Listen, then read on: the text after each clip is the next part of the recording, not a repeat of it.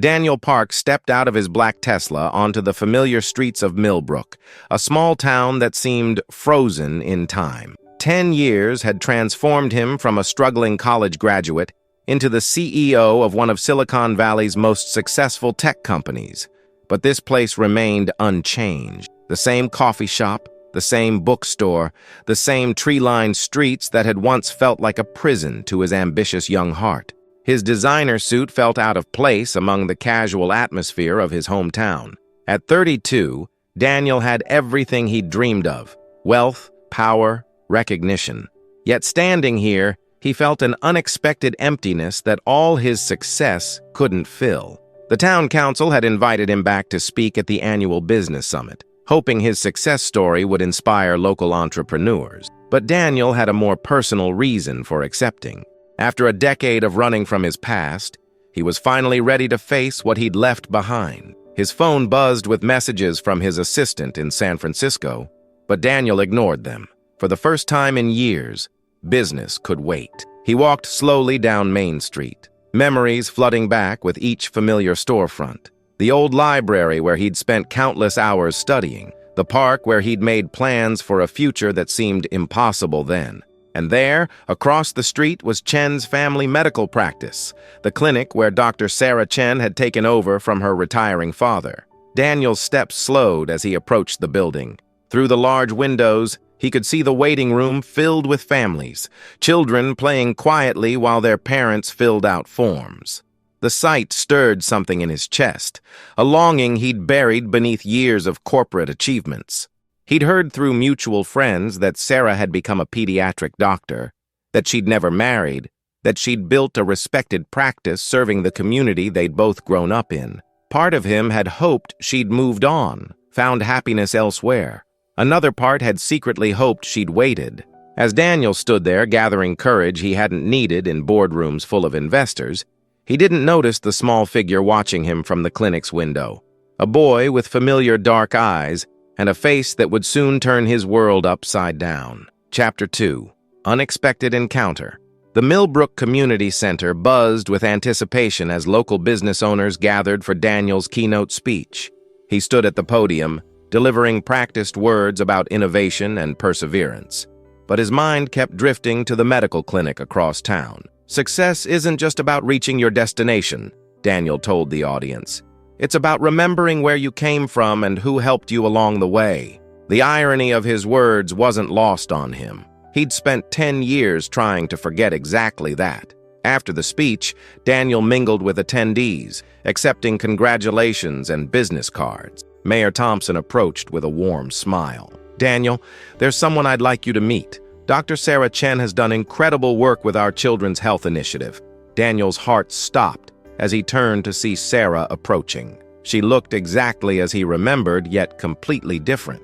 Her long black hair was now styled in a professional bob, and she wore an elegant navy dress that spoke of confidence and success. But her eyes, those warm brown eyes that had once looked at him with such love, now held a careful distance. "Hello, Daniel," Sarah said, her voice steady and professional. "Congratulations on your success, Sarah." Her name felt foreign on his lips after so many years. You look wonderful." "Thank you. I heard you're only in town for a few days." The polite small talk felt like torture. This wasn't how he'd imagined their reunion, surrounded by people, exchanging pleasantries like strangers. "I was hoping we could talk," Daniel said quietly. "Maybe catch up properly?" Sarah's expression remained neutral. "I'm quite busy with the clinic, but I'm sure you understand about demanding schedules." Before Daniel could respond, a young boy appeared at Sarah's side, tugging gently on her dress. "Mom, can we go home now? I finished my homework." Daniel's world tilted. The boy looked to be around 9 years old, with dark hair and eyes that were startlingly familiar. Sarah's hand moved protectively to the child's shoulder. "Of course, sweetheart. Daniel, this is my son, Alex. Alex, this is Mr. Park." The boy looked up at Daniel with curious eyes, and Daniel felt his breath catch. The resemblance was unmistakable. Alex had Daniel's nose, his jawline, his exact shade of dark brown eyes. "Nice to meet you, Mr. Park," Alex said politely, then looked back at his mother. Mom, you said we could get ice cream if I was good at the babysitters. Sarah's face had gone pale. Yes, we can get ice cream. Say goodbye to Mr. Park. As they walked away, Daniel stood frozen, his mind racing with impossible calculations. 10 years since he'd left. A 9-year-old boy, Sarah's protective stance, the child's unmistakable features. The truth hit him like a physical blow, leaving him gasping in the middle of the crowded community center. Chapter 3. The Revelation. Daniel spent the night pacing his hotel room, his mind churning with questions that demanded answers. Every time he closed his eyes, he saw Alex's face, his own features reflected in a child he'd never known existed. The next morning, he waited outside Sarah's clinic, ignoring the curious glances from passers-by. When she arrived at 7:30, her professional composure faltered for just a moment upon seeing him. "We need to talk," Daniel said, falling into step beside her. "I told you, I'm busy. Sarah, please. That boy, Alex." She stopped abruptly, her keys trembling in her hand. "Don't. He's mine, isn't he?" The question hung between them like a live wire. Sarah's shoulders sagged slightly, the weight of 10 years of secrecy suddenly visible. "You left," she said quietly. "You made your choice. I didn't know. God, Sarah, I didn't know." She turned to face him, and Daniel saw tears threatening in her eyes. "What would you have done if you had known? Would you have stayed? Given up your dreams? Resented us both?" The honesty of her questions cut deep, because Daniel didn't have easy answers. At 22, he'd been consumed with ambition, desperate to escape what he saw as the limitations of small-town life. "I would have tried," he said finally. "Tried?" Sarah's voice carried years of hurt. "I was pregnant and alone, Daniel. I couldn't afford for you to just try." She unlocked the clinic door and stepped inside, but didn't close it behind her. Daniel followed, finding himself in a waiting room decorated with cheerful murals and child-sized furniture. "He's a good kid," Sarah said, her voice softening. "Smart, kind, curious about everything. He wants to be a scientist when he grows up." Daniel's throat tightened. Does he ask about his father?" "Sometimes. I told him his father lived far away and couldn't be part of our lives." The simple statement felt like a knife to his chest. "Sarah, I'm sorry. I'm so sorry." She looked at him with eyes that held a decade of pain and strength. "Sorry doesn't change anything, Daniel. I built a life for us, a good life, and I won't let you disrupt that just because you've suddenly developed a conscience." Before Daniel could respond, the clinic's front door chimed, and the first patients of the day began arriving. Sarah transformed instantly into Dr. Chen, professional and caring, greeting each family with genuine warmth. Daniel watched her work, seeing the woman she'd become, strong, independent, beloved by her community. And he realized that while he'd been building his empire, she'd been building something far more meaningful. Chapter 4. Watching from afar. Daniel found himself driving past Alex's school at dismissal time, hoping for another glimpse of the son he'd never known. He parked across the street, feeling like a stalker, but unable to stay away. Alex emerged with a group of friends, his backpack bouncing as he ran toward Sarah's car. Even from a distance, Daniel could see the boy's animated gestures as he told his mother about his day. The casual intimacy between them, Sarah ruffling his hair, Alex showing her something from his backpack, made Daniel's chest ache with loss. His phone rang, jarring him from his observation. It was his assistant in San Francisco. "Daniel, the board meeting has been moved up. They need you back by Thursday. Reschedule it," Daniel said without thinking. "Sir, this is the quarterly review. You can't—" "I said reschedule it." Daniel hung up, surprising himself with his decision. For 10 years, business had always come first. But sitting here, watching his son laugh with his mother, Daniel realized that some things were more important than board meetings. That evening, he found himself at Murphy's Diner, the same place where he and Sarah used to share milkshakes and dream about the future. The irony wasn't lost on him that their future had included a child neither of them had planned. "Daniel Park, as I live and breathe." He looked up to see Mrs. Murphy, the diner's owner, approaching with a warm smile. She'd aged in the decade he'd been gone, but her eyes still held the same kindness he remembered. "Mrs. Murphy, it's good to see you." Heard you made quite a name for yourself out in California. Your parents must be proud. Daniel's parents had moved to Florida years ago, selling the family home and cutting most ties to Millbrook. They'd been proud of his success, but had never understood his sudden need to return. I suppose they are, Daniel said. Mrs. Murphy, do you remember Sarah Chen? She used to come here with me sometimes? The older woman's expression grew knowing. Course I remember Sarah. Sweet girl. Comes in here every Friday with that boy of hers. Alex, right? Spitting image of his mama. Daniel's heart clenched. Right, his mama. Shame about his daddy, though. Sarah never talks about him, but you can see it weighs on her sometimes. That boy deserves to know his father. Mrs. Murphy's words followed Daniel back to his hotel, where he spent another sleepless night staring at the ceiling. He'd built a company worth billions, but he'd missed 9 years of his son's life. No amount of money could buy back those lost moments.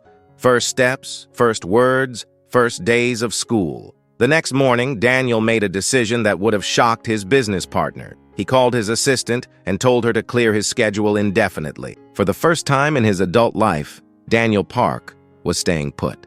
Chapter 5. The Approach. Daniel's opportunity came unexpectedly. While walking past the park near Alex's school, he heard a commotion and saw a small crowd gathered around the playground. In the center, Alex sat on the ground holding his arm, tears streaming down his face. He fell off the monkey bars, another child explained to the gathering adults. His arm looks funny. Without thinking, Daniel pushed through the crowd and knelt beside Alex. The boy's left arm was clearly broken, bent at an unnatural angle. Hey there, Daniel said gently. I'm going to help you, okay? What's your name? Alex, the boy whimpered. It hurts really bad. I know it does. But you're being very brave. Daniel looked around at the other adults. Has someone called his mother? We called the clinic, a teacher said. Dr. Chen is on her way. Daniel carefully supported Alex's arm, talking to him quietly to keep him calm. You know, when I was your age, I broke my arm too. Fell out of a tree trying to rescue a cat. Did it hurt this much? Alex asked, his tears slowing. It hurt a lot, but you know what? It healed perfectly, and I could do everything I did before. Even better, actually. Alex managed a small smile. Really? Really? And I bet your mom will let you pick the color of your cast. I want blue. That's my favorite color. Daniel's heart clenched. Blue had always been his favorite color, too. Sarah arrived within minutes, her face pale with worry. She rushed to Alex's side, her professional training taking over as she gently examined his arm. Definitely broken, she said, her voice steady despite her obvious concern. We need to get you to the hospital, sweetheart. Mr. Park stayed with me, Alex told his mother. He said I was brave. Sarah's eyes met Daniel's over their son's head, and for a moment, her professional mask slipped, revealing gratitude and something else, a recognition that Daniel had been there when Alex needed someone. Thank you, she said quietly. I could drive you to the hospital, Daniel offered. My car's right here. Sarah hesitated, clearly torn between her desire to maintain distance and her need to get Alex medical attention quickly. Please, Mom, Alex said. Mr. Park's car is really cool. Despite everything, Sarah almost smiled. Okay, but just to the hospital. As Daniel carefully helped Alex into his car, he caught Sarah's eye in the rearview mirror. For the first time since his return, she wasn't looking at him with anger or wariness. Instead, he saw the woman who had once loved him, grateful that he'd been there for their son. It wasn't much, but it was a beginning. Chapter 6. Hospital Vigils. The emergency room at Millbrook General was a far cry from the high-tech medical facilities Daniel was accustomed to in San Francisco, but the care Alex received was exemplary. Sarah had privileges at the hospital, and the staff treated both her and Alex with obvious affection. Daniel sat in the waiting room while Alex underwent X-rays, feeling more nervous than he had during any business presentation. Through the window, he could see Sarah holding Alex's hand as the technician positioned his arm for the images.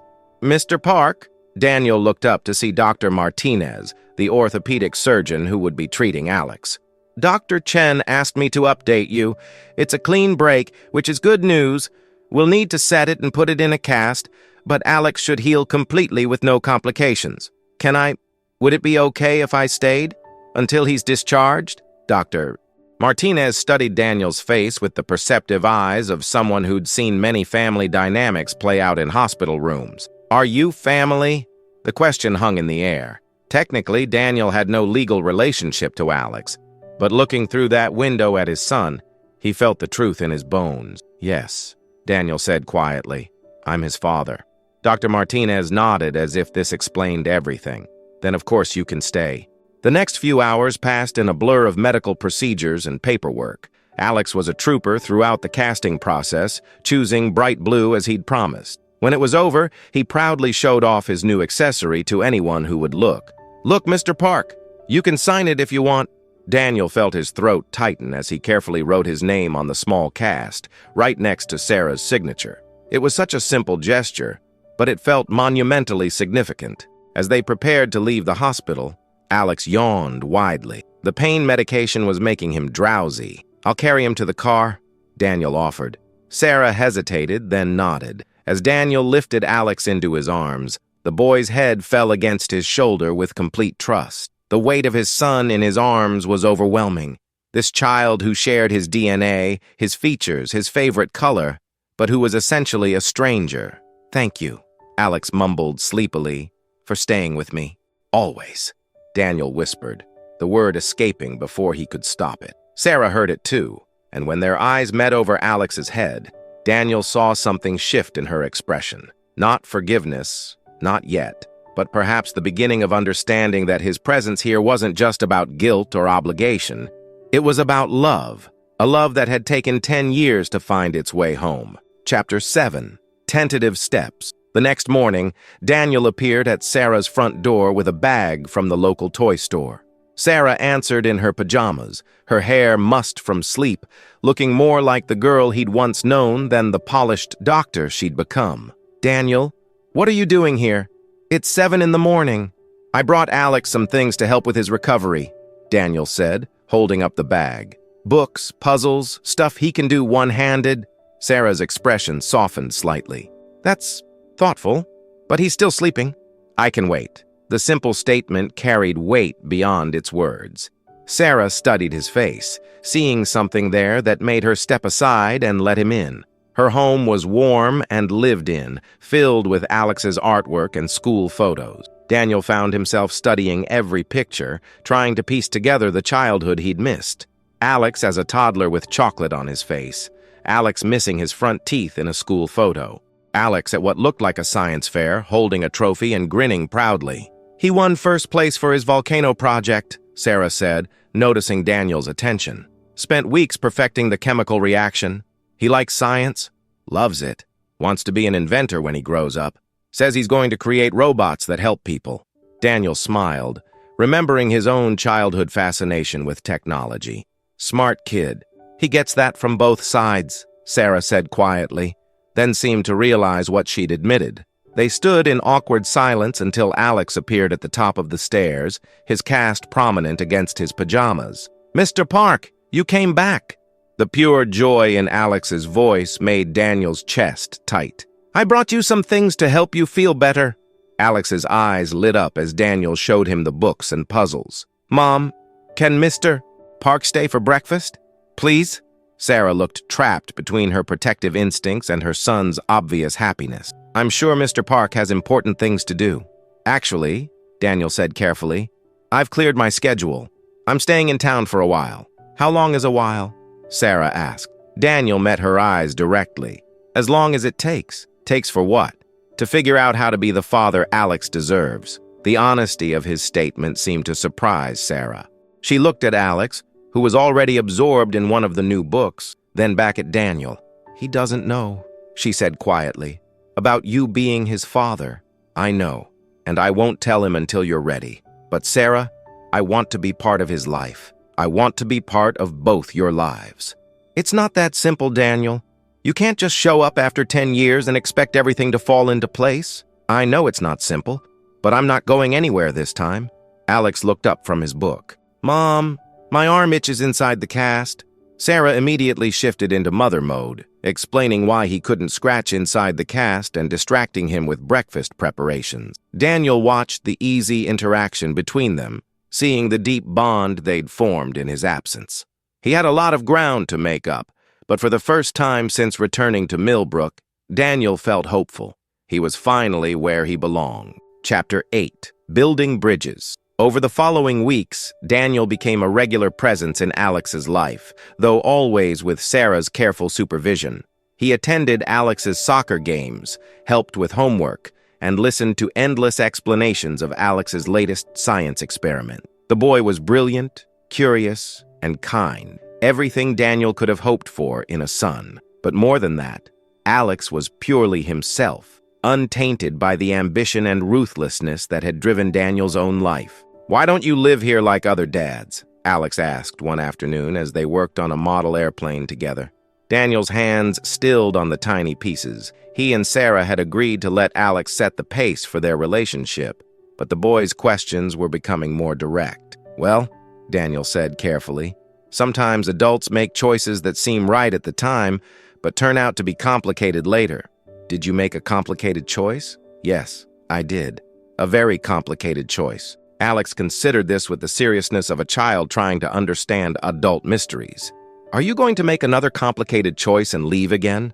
The question hit Daniel like a physical blow. "No, Alex, I'm not leaving again." "Promise?" Daniel looked into his son's eyes, his own eyes, and felt the weight of the commitment he was making. "I promise." That evening, after Alex had gone to bed, Sarah confronted Daniel on her front porch. "You can't make promises like that to him," she said, her voice tight with concern. "What happens when your real life calls you back to California?" "This is my real life," Daniel said. "Alex is my real life. You're my real life."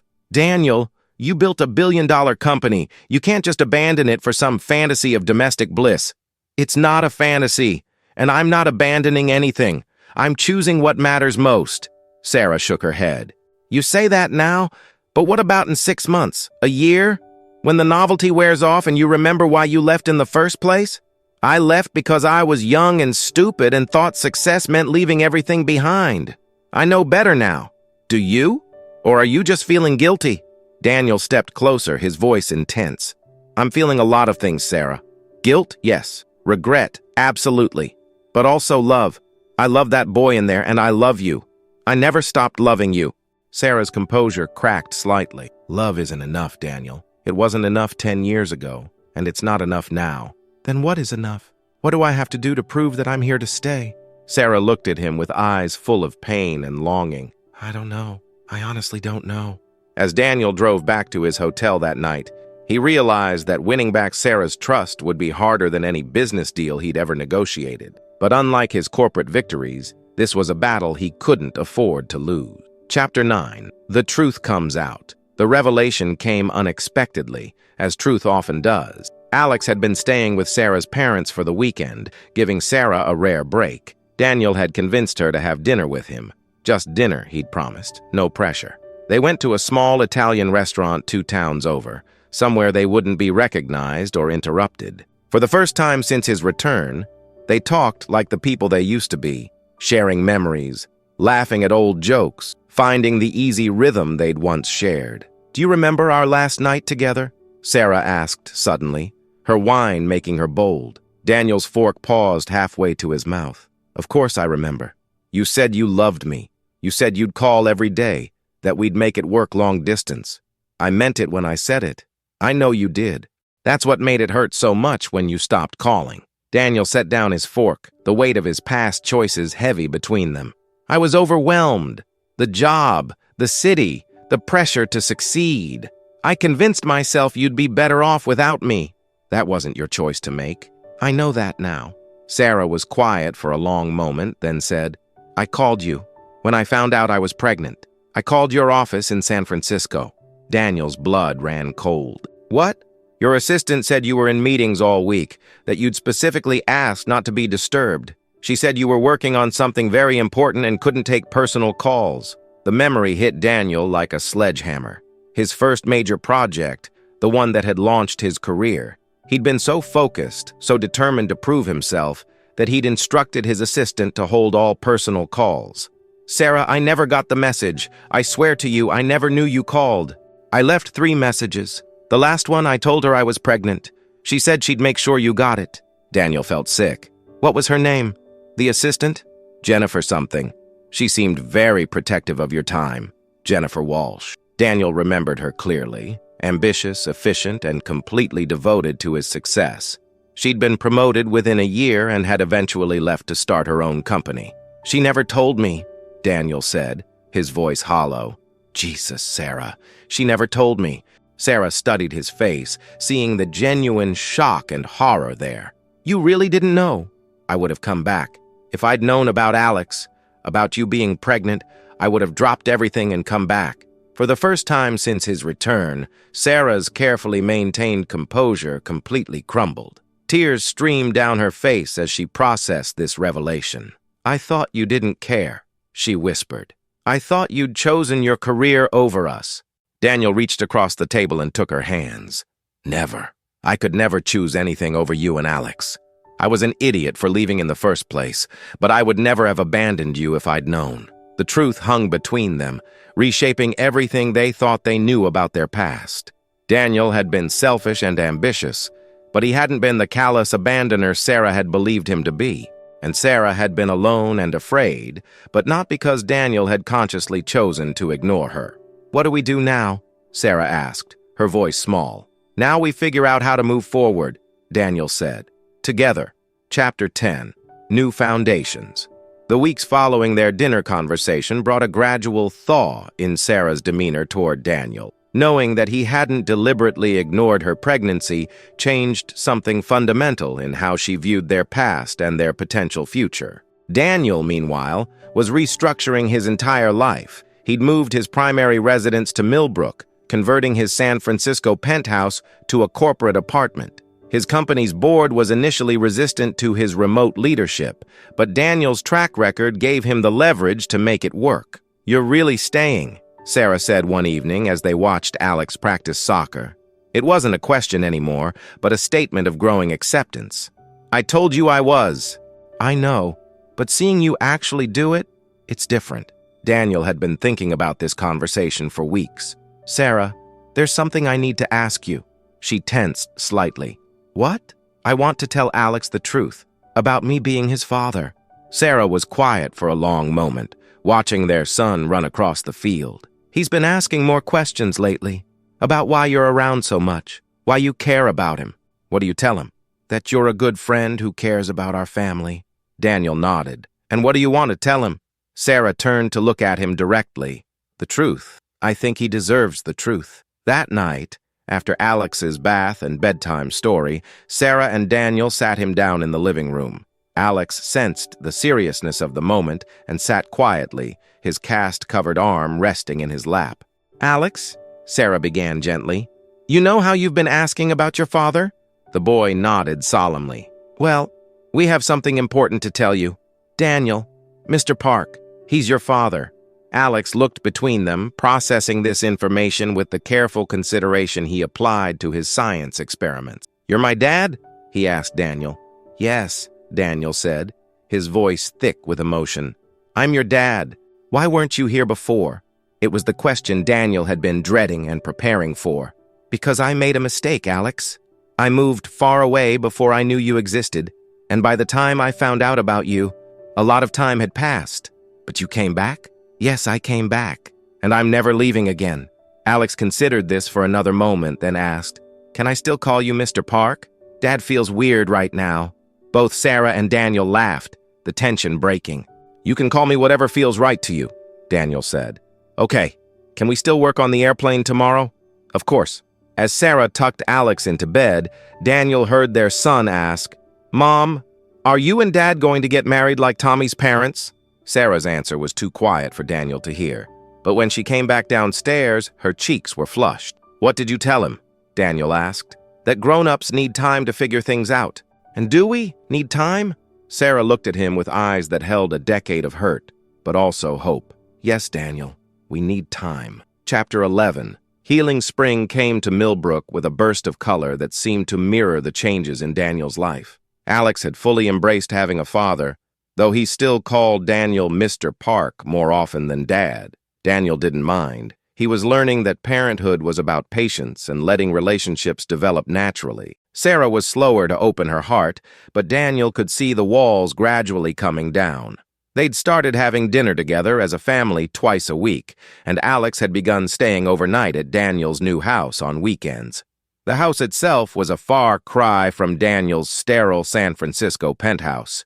He'd bought a modest colonial on the outskirts of town and had spent months making it feel like a home. Alex had helped pick out furniture and had his own room decorated with science posters and model airplane. "It's nice," Sarah had said during her first visit, and Daniel had treasured the simple compliment. One evening in late April, as they sat on Sarah's porch watching Alex chase fireflies in the yard, Sarah asked, "Do you miss it?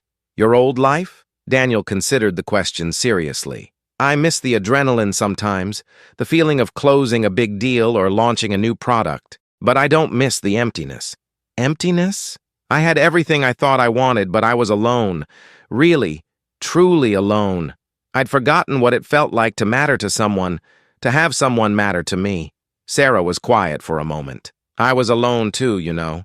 Even with Alex, even with my practice and my friends. There was always this piece missing.